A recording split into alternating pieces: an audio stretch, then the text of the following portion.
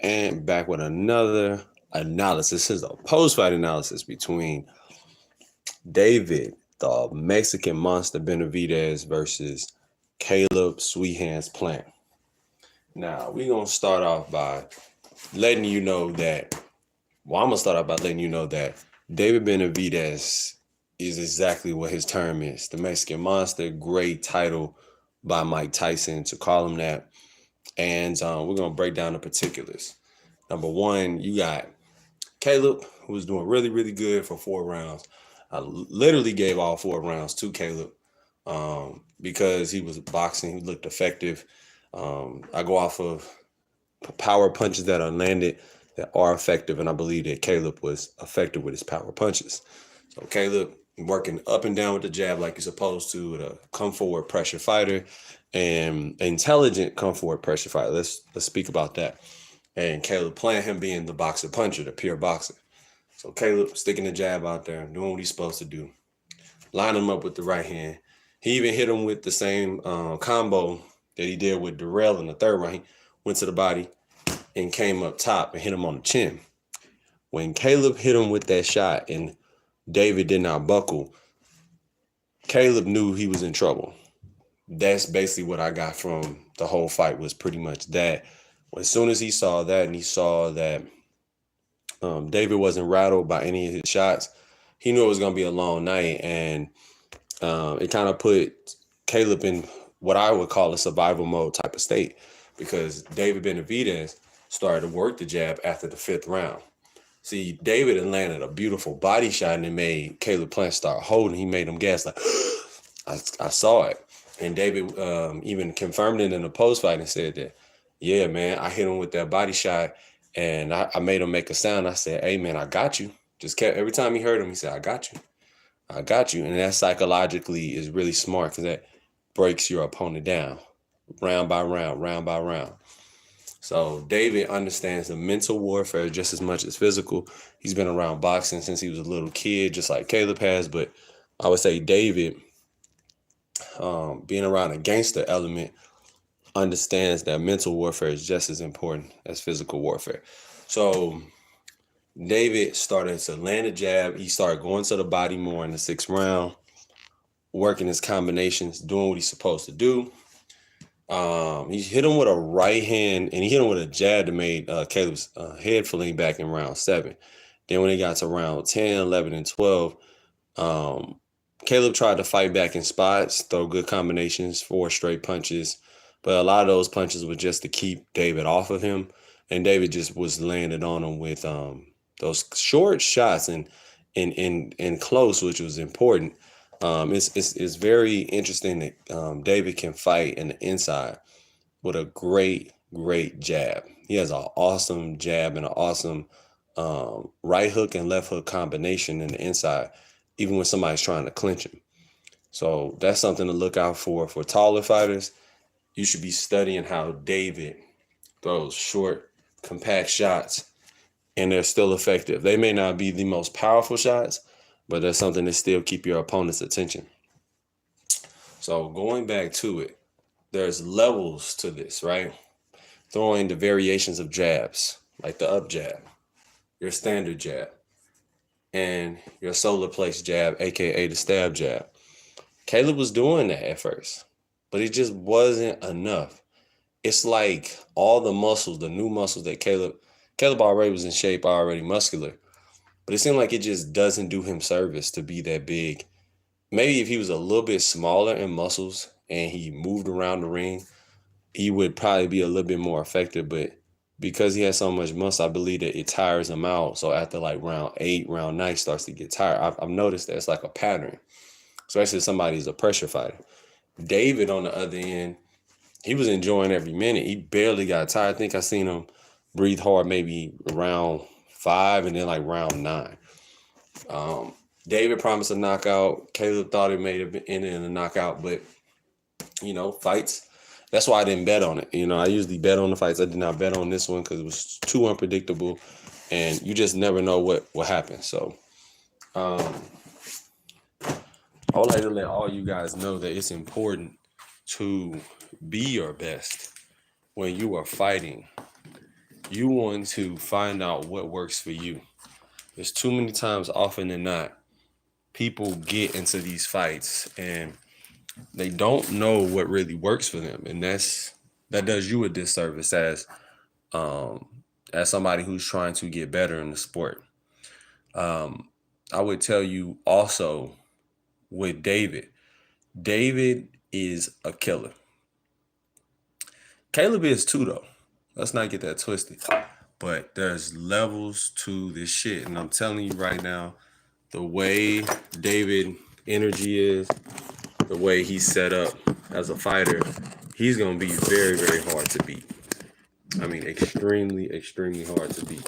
If there's somebody that can beat David, you let me know. You know what I'm saying? So, people say Canelo, but what is Canelo gonna do if David actually uses his length and his strength and does it with authority? What is he gonna do? That's gonna be interesting.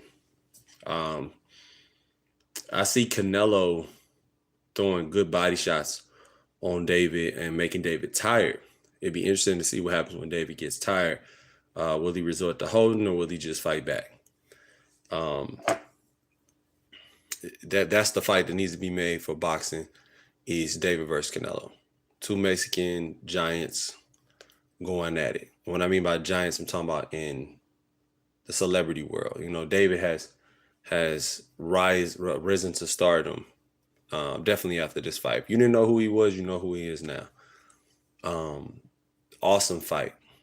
All the fights was pretty good. You know, I was shocked to see Joey Spencer get knocked out. To see Joey Spencer get hurt, I don't know if he's going through something or what, but that's not the Joey Spencer I'm used to. I understand that Joey Spencer is somebody that is hell-bent on applying pressure and boxing intelligently and keeping the fight in the middle of the ring or pushing you against the ropes. But it's interesting when he was getting pushed back by Ramos. Ramos was just too much. I'm gonna make a analysis video about that a little bit later on. I gotta go get my workout in. Just want to make this quick, post-fight analysis video and tell you guys that Caleb Plant is still here to stay. He's only had his second loss. Yeah, he had to go to the hospital because he got hit with multiple shots. That's what you're supposed to do. I can see if he got knocked down or laid out real bad, but he'll be back, man. He'll be back. Who do you guys want to see Caleb face next, and who do you guys want to see David face next? If it's a 3 opponents, if they had a round robin or a Super 6, again, for 168, I would like to see Jamal Charlo versus Benavidez, Canelo versus Benavidez, and I would like to see Boo Boo Andre at 168 against David Benavidez. That would be insane. That'd be one hell of a fight. I would pay money for the Super 6. We were so blessed. We didn't even have to pay money for all those pay-per-view fights, those Super 6 fights. That was insane. That was incredible. So, yeah, give me some names of who you would like to see David Benavidez fight coming up. And the guy is not even 30 years old. He's still very young. You know, he has plenty of potential upside. So, if David Benavidez get one more big win like that, facing a rival like Canelo, he's going to go in the Hall of Fame. That's what I believe. Because David is showing nothing rattles him. Nothing. He's got great poise for his age. Great wisdom and poise for his age. In the comment section below, tell me, who do you want to see David fight next? I want to see him and Charlo. Telling him and Jamal Charlo would be a war. That'd be one hell of a battle right there. That'd be crazy. Damn good fight. That'd be a really, really, really good fight. I would also like to see Caleb Plant come back and face, somebody up and coming, somebody that's undefeated as well. And people say, why? Because that's what Caleb likes. That's what gets him up in the morning. I don't think he gets up for C+, B+ fighters when Caleb keeps his body in shape all year round. That type of fighter that has that type of discipline And I think he said something about he goes 8 weeks without having sex. That's amazing before each fight. So that's big. If you're in the chat, make sure you engage and hit the like button, hit the subscribe button. Yep, there you go. Hit that like button, hit that subscribe button. I appreciate it. We are live. We are live. And I'm telling you right now, Caleb Plant will be back. I'm a huge Caleb Plant fan. Win, lose, or draw. I just like his grit. I like his determination. Like that he keeps himself in Bruce Lee type of shape each and every fight. I have yet to see Caleb Plant look flimsy or have any percentage under 5% of body fat. And maybe that does him to his detriment. Maybe he should have about 10% body fat. But I think 168 is just his way he looks strong there. It's not sometimes about skill, it's about will. And David Benavidez showed us last night that will can beat skill. If you're determined enough, if you believe in yourself enough, you can do anything. Anything is possible. David Benavidez is not only the Mexican monster, but it's the way he broke Caleb Plant down in the middle of the late rounds. He said what he was going to do, and he did it. So you just got to give him credit. I'm glad that they buried the hatchet. And, you know what I'm saying, moving forward, that's what's up. That's what you're supposed to do, is have good sportsmanship and let the beef go. Because at the end of the day, you guys are millionaires. You guys are living good. People wish they could live the lives that you guys have. You know, it's very important as fighters to, you know, let shit go. There's no point in keeping a rivalry going. That, I mean, it's like beating a dead horse. But yeah, they need to do a Super 6 again. That needs to happen. I know it's gonna cost a lot of money, a lot of egos. People from different sides of the world, different parts of the world. But you guys let me know if a round robin or a Super 6 would be something that you guys would be interested in for 168. So many good fighters at 168. So that's what I believe would be great. And I just appreciate you guys coming into the room, showing love. You know what I'm saying? I appreciate everybody who has hit my Cash App too. I appreciate that. Cash App is, you know, the $ANTPHRESSH. That's $ANTPHRESSH. So, like I said, I appreciate everything. And when it comes to boxing's in a good place right now, and I'm really happy about that. I'm satisfied with what I'm seeing with boxing. So, what I really want to see though is more of the best fighting the best. We're getting it April 22nd with Ryan Garcia and Gervonta Davis, Tank Davis. So that fight is gonna be crazy. This fight was really good. The anticipation, the ring walkout, the stare downs. I mean, everything was par for the course. And of course, as fans, you just want to see, or as boxers, period, you want to see the best fight the best. You want to see the best. So, like I said, if you guys have any questions for me, shoot. Y'all know my Instagram is ANTPHRESSH23.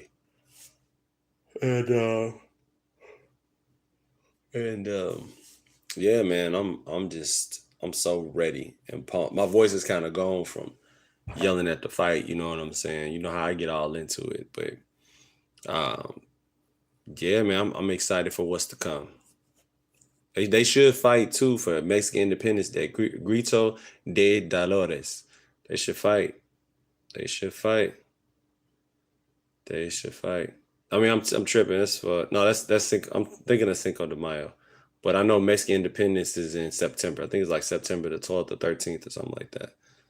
So they should fight around that date. And if you think the same, let me know in the comment section below.